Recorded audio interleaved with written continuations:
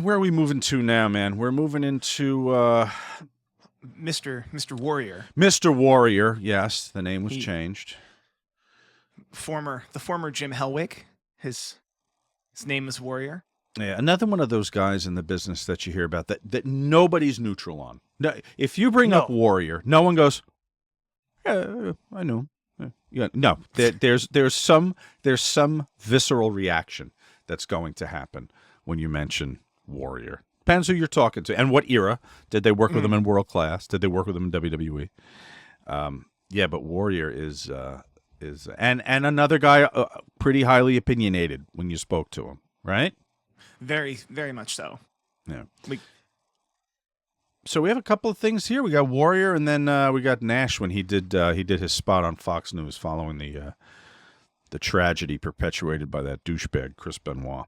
So check these out. We'll be back in a minute. So here's the stiff one of the week, Kev. This is everyone's favorite Warrior. The only person I know to have ever changed their name to Warrior. But here's Warrior on the Kliq.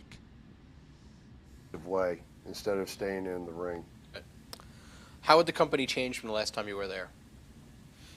It hadn't really. No. I mean, there was the Kliq going on between Nash and Hall and those guys are scumbags. Right. I mean, they're just, you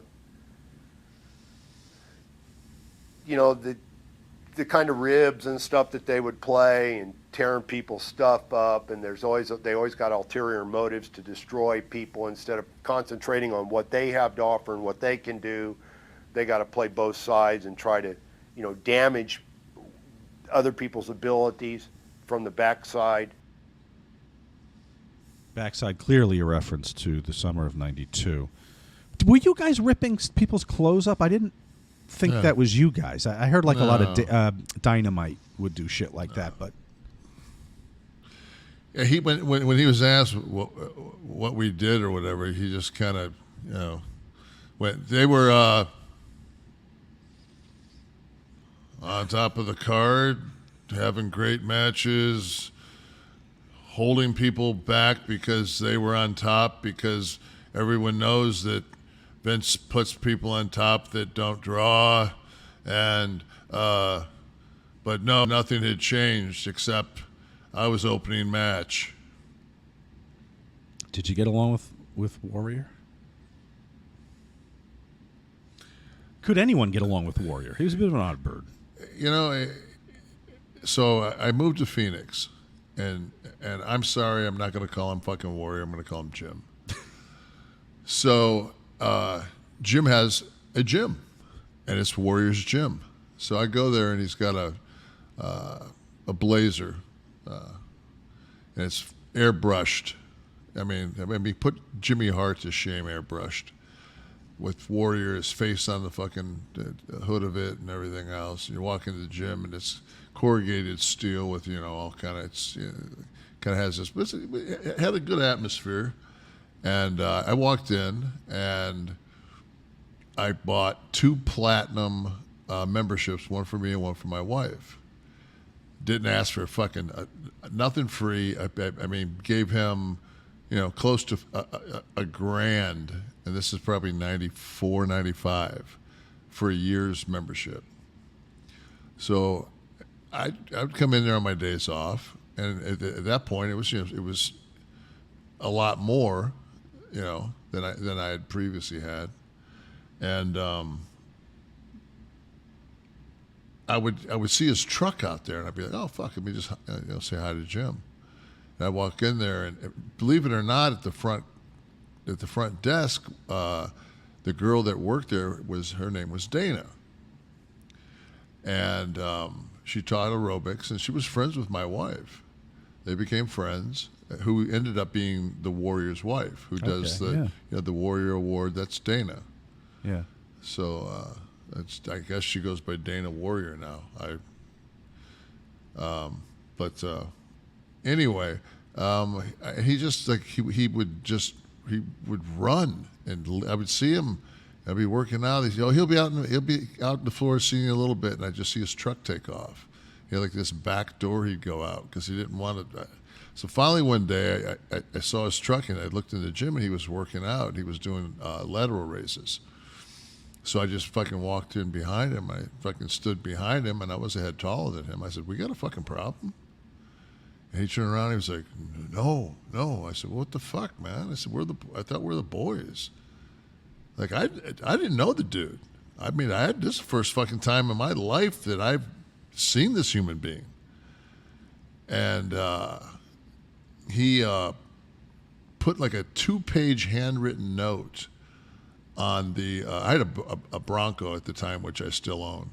I should say it. I had my Bronco in Phoenix at that time. We both lived in. I think he lived in Carefree. I was in North Scottsdale, but we lived within 3 or 4 miles from each other. And he put this like long note how I was a warrior. Like he had approved.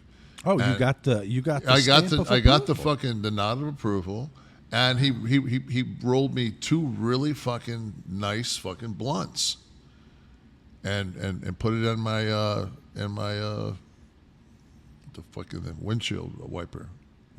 So, and then he came in and he worked that thing with Hogan. Like when he came in at the end, the only thing was he beat Triple H in like 2 seconds at WrestleMania, but I'd already given my notice. I mean, I didn't have nobody said a word to that fucking guy, and then Vince said when I told him I was definitely leaving, and Vince and I were sitting down in Vince's office, and Vince said, "I want you to do 3 favors for me. I want you to put over Shawn Michaels at In Your House, Omaha." I said, "Fuck yes." He said, "I want you to put Taker over at WrestleMania." I said, "Anything for Mark."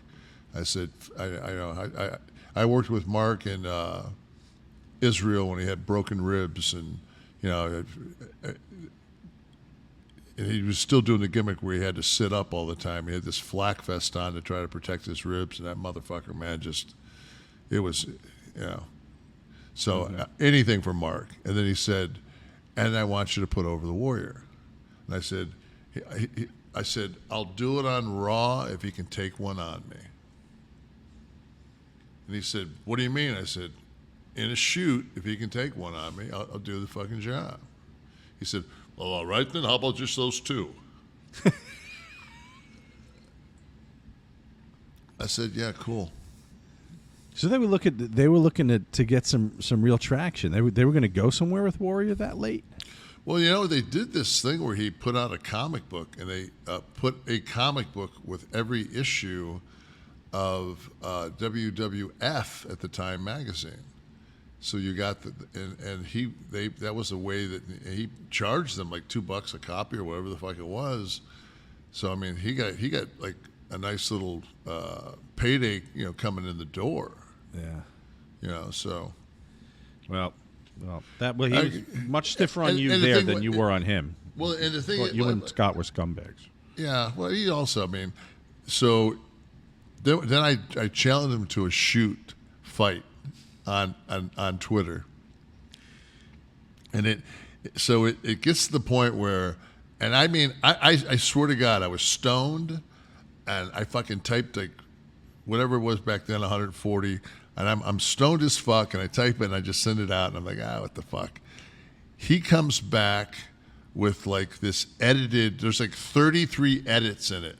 He spent 3 fucking days of his life, because I just told him, like, "Hey man, we each put up $100,000, we'll just fucking get in the ring, we'll just go. Winner takes all. I need 9 months to train. Obviously, you don't respect the mixed money." I'm just thinking to myself, so I'm watching this thing, and I'm looking at all these edits and how many days it must have took for him to do this. I'm thinking like, oh, wow, man. Like, I didn't realize like you would give me that much real estate in your brain. So then it jumped forward, and now it's the Hall of Fame. And he's going in. And I'm there. And I forget who was going in that time. Did Scott go in with him, or did... I don't know. In a minute. Someone will look it up. Yeah, I don't know who went in. Maybe I did. I don't fucking know. No, we didn't go in together. Mine was Macho was with me. But anyway, so he's in the light because they're taking pictures, and you can't see when that light's on. It was almost like how we were Sunday. You're on stage, yeah. Yeah, it's like you can't fucking see beyond that fucking band of lights. And I just fucking walked through those lights. And that's the first time since, I mean, it's been a couple of years, but I mean, it's the first time we've seen each other since all this, things back and forth. And I just slowly start walking towards him. And I can see he's just looking at me, And I get close enough where I could have easily have struck him. And did still nothing. I put my hand out. I said, "Congratulations," and we hugged. He was sopping wet, and it was freezing in this room, and he was sopping wet. So I'm thinking to myself, like in retrospect, like fuck, like he was in trouble because he had a heart attack like 2 days later. He did, yeah. And it was just like I was thinking to myself, like fuck, man, I should say, like, dude, are you okay? Because I remember it really stuck with me, man. He was just, and it was cold in that room, and he was sopping wet. Well, it's a good thing he didn't make a move because that would have been a fucking involuntary manslaughter for you if with his bad ticker. No, he was. I wasn't going to do. I wasn't going to do anything. I wasn't going to. If he did, you would have had to defend yourself. He wasn't going to. How tall was he? He wasn't a tall guy. 6'3", maybe. Oh, that's tall. 6'2", I don't know. I remember I saw him when I was a mark. I went down to Joe Louis and I saw him, and he was the Dingo Warrior. Yeah. He was the biggest motherfucking human being in the ring I'd ever seen in my life. He was so fucking jacked. So jacked, yeah. Yeah, and he wasn't on TV yet. And he worked with Ronnie Garvin. And Garvin did got him down, like, slammed him and did the Garvin stomp all the way around. Yeah. And then he kind of hulked out of that and fucking, did the clothesline, then hit him with a splash. I'm thinking a whole episode on the Garvin stomp next week, maybe. Okay, that's just the various times the effectiveness of the move. I think it should be brought back today with today's era of believability.